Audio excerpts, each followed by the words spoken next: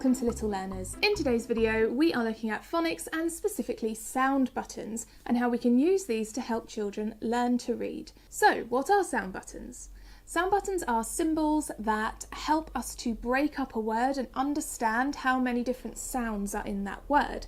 Each symbol represents one sound, so one unit of sound. There are really three main symbols that you need to know about. The first is a dot, the second is a dash, and the third is this kind of curved shape. Sometimes sound buttons are referred to as dots and dashes. So if we're looking at the dot symbol, this is for any sound that is represented by one letter. So for example, if we look at the word cat, we have k, a, t. So each of those sounds has its own sound button, and that's a dot because it's represented by one letter each. So k, a, t. And then of course we can blend those sounds together to form the word cat. If we're looking at the dashes, these are for any sounds that are represented by two or more letters. So for example, if we think of the sound sh, which is one sound that's represented by two letters, that would have a dash underneath it. If we think of the sound I, which is represented by an I, G and an H, that would also have a line or a dash underneath it because it's one sound that's being represented by more than one letter.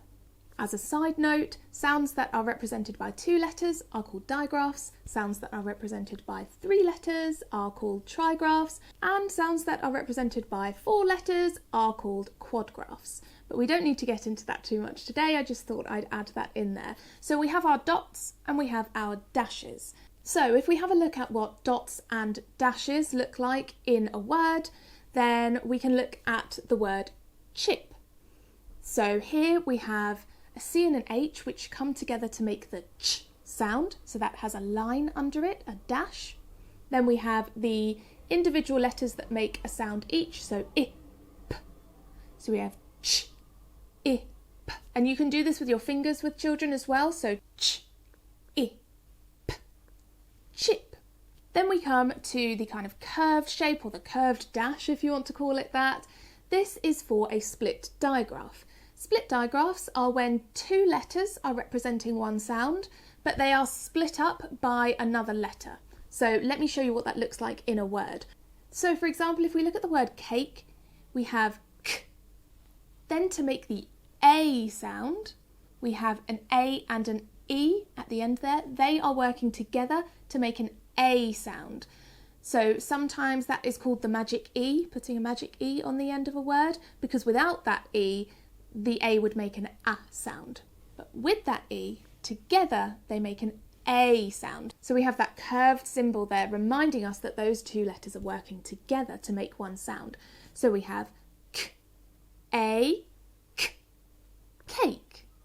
So let's recap on those three symbols. We have dots for sounds that are represented by one letter, such as A or T.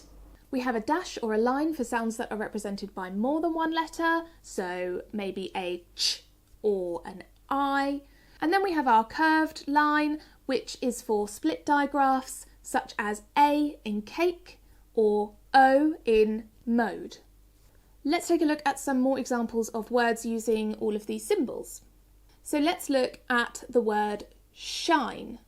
We have a line under sh, and then a curved line under I for that I and E working together to make the I sound, and a dot under the n because that is one sound being represented by one letter. So we have sh, I, n, shine, sh, I, n, shine. Let's look at a few more words and you can have a go at putting the sound buttons on there yourself before I reveal them to you. Feel free to pause the video after each word if you want to have a go and play yourself at home. Tap. What sound buttons do we need to use for this word? T, a, p. We're putting a dot under each letter. T, a, p. Tap. Church. What sound buttons do we need for this word? ch, church. We have a line under ch, another line under and another line under ch. So we have 3 lines here because we have 3 sounds. Ch, ch, church. Poke. What sound buttons do we need under this word? P, O, k. Poke.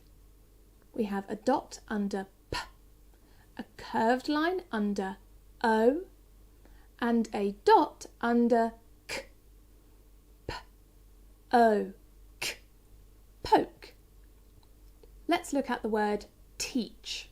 What sound buttons do we need for this word? T, E, ch. Teach. A dot under t, a line under e, and a line under ch. T, E, ch. Teach. We have 3 different sounds in this word.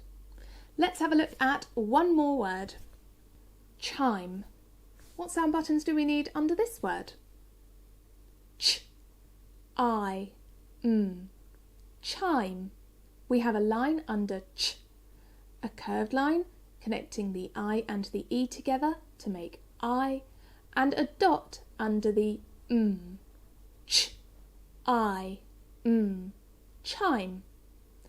I hope you found this video helpful. If you did, please give it a like, as it really helps out the channel and lets me know that you find these videos helpful. If you're not already subscribed, I would really appreciate it if you would also click that subscribe button, join the Little Learners family, and see more videos just like this. If you have any questions about sound buttons or anything early years related at all, do let me know in the comments section down below. Thank you so much for watching, and I will see you next time.